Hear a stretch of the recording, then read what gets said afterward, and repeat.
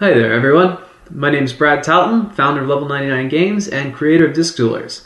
I'd like to tell you a little bit about Disc Duelers and teach you how to play. This game is a character-driven dexterity battle game where you and your friends will play out huge battles across multiple pieces of terrain using your own skills and your selection of character team powers and a selection of wacky items. Let's take a look inside. Inside the Disc Duelers box, we have the rulebook, a sticker sheet, a deck of character cards, item cards, and a bunch of discs. The white discs are our characters, the brown boxes are for items, the red discs are used when making ranged attacks, and the black disc is used during some of the variant games such as volleyball, racing, or soccer. When you first get the game, all of these white discs will be blank, and you will need to apply the stickers from the sticker sheet to each disc, one sticker per disc. At the end of this process, you should have one disc left over. Each character in the game has one character card and one matching disc. When you play the game, you will use the disc out on the table, and you'll keep the character card along with you to track the character's abilities, whether they've acted or not, and how much damage they've taken. Each character card has 3 specific stats. The red disc is the number of attacks that disc can make. The blue is the number of movements your disc can make, and the bottom part has a special attack. The icons describe how the special attack works. The actual text below that gives complete rules. There are also item cards in the game. Each item card has 3 stats as well. The top shows whether you need movement or attack actions to use it, and how many. The second shows whether it's discarded or reused after it's activated. And the third shows what the actual effect of the item is when it is used. In Disc Duelers, during your turn, you'll make moves and attacks.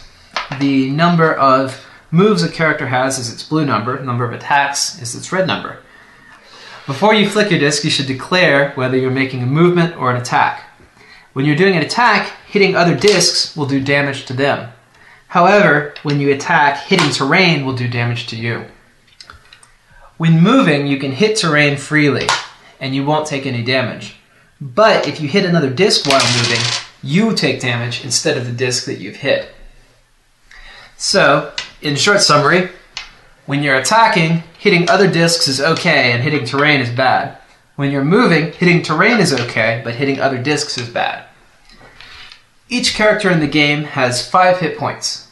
When you take damage, either from an attack, from hitting terrain, or from falling off the table, mark the damage on your character with one of the white discs. Once you reach 5 discs, then your character is defeated. To build your starting team of characters, take your hand of 5 cards, choose one and keep it to yourself, then pass the rest to your opponent, to the right. So everybody passes counterclockwise. After you select your character, you'll receive cards from your opponent, draw back to a full hand of 5, and then continue selecting until you have a team of 3, 4, or 5 characters, depending on the number of players in the game, as described in the rulebook. So here you see a game of Disc Duelers set up and ready for play.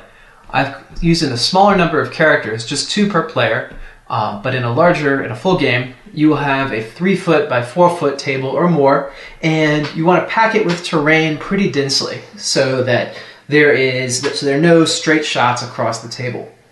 Now, the first round of the game, nobody can take any damage. All you do is move your discs onto the table. And I've put our cards here, but typically you want to have your cards off to the side or behind some barrier or on top of a book, something like that to keep them off the table so they don't interfere with the gameplay. So in the first turn, we each have 2 moves, regardless of whatever our character powers are, and we can't take damage. So I'll flick a character 1, 2, to get them out into the center of the field. My opponent will then choose one of their characters, start it on any of their edge of the table, and go 1, 2, set up, and then so on for my next guy, and then so on for his next guy, and so on until we're all arranged on the table. Then real turns begin. So I'll begin by activating Zanusol, and his special ability is that he gets to move within 1 inch of any allied disc at the start of this turn. So I'll teleport to here as I begin my turn. And then we have 2 attacks and 1 move. So I will move, let's try this, and then I will attack for 1 damage, and then I'm going to attack in this way, 2. Alright. Now, the first attack I did hit Tanis and did 1 point of damage. The second attack I did hit her into the wall, into another wall. So that's 1 damage for the hit, another damage for hitting the wall. However, you can only take 1 damage from each type of thing in a turn. So 1 from the disc, 1 from the wall. She doesn't take 2 damage for hitting 2 walls. So, and this also means the maximum damage you can do in a turn is 3. If you hit somebody into a wall and then off the table, because falling off the table is also 1 damage.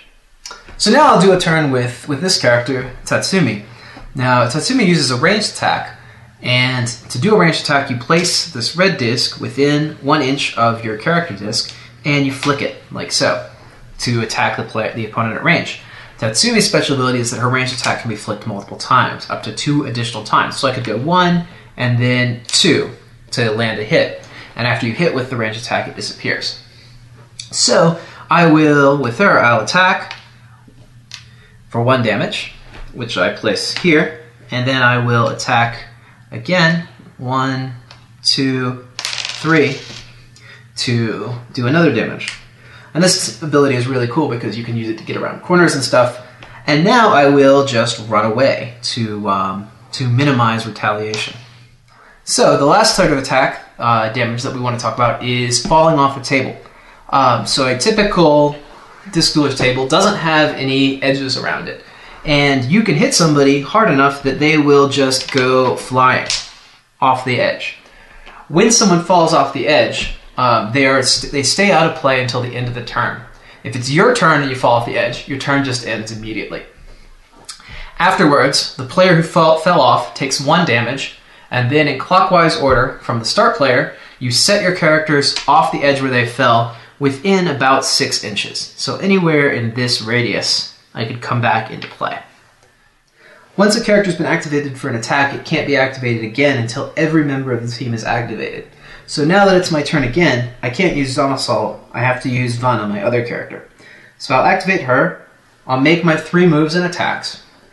Afterwards, if all of my characters are activated, they all reset and are ready to fight again in the next round. In the standard game that we're playing, when a character takes 5 points of damage, they become defeated. The character is removed from play, and the rest of their team carries on without them. All team members refresh immediately and recover 1 point of life. And you win the game when you can eliminate your opponent's last character. Once you play the basic game of Disc Duelers, you will want to play with these awesome item cards because they add a lot of variety and a lot of really cool options to the game. So to prep the game, set up the item deck, shuffle it, and set it off to the side. Each player will then take one of these wooden crates and drop it from a height of about 2 feet overhead onto the table. And wherever it lands, it is where it stays. If your crate falls off the table, the player to your left must then drop it for you, and so on. If it gets all the way around back to you, then you need to stop and play a game of Monopoly, and then come back. So, when a player on the field hits a crate, either with a move or an attack, and they do that like this, because I'm not very good at flicking, the crate comes off the table, and it moves to the next player, and the player who hit the crate takes an item card and keeps it on his character. Some items are beneficial, some items are not. The rules for each item are on the card.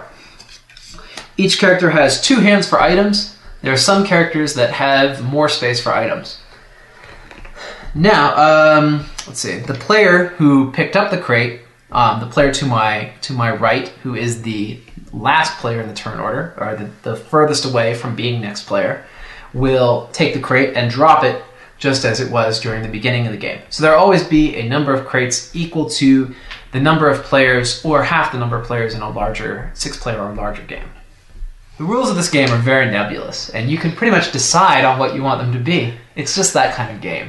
Like all miniature tabletop and real space games, player discretion is advised, and the play is completely what you want it to be.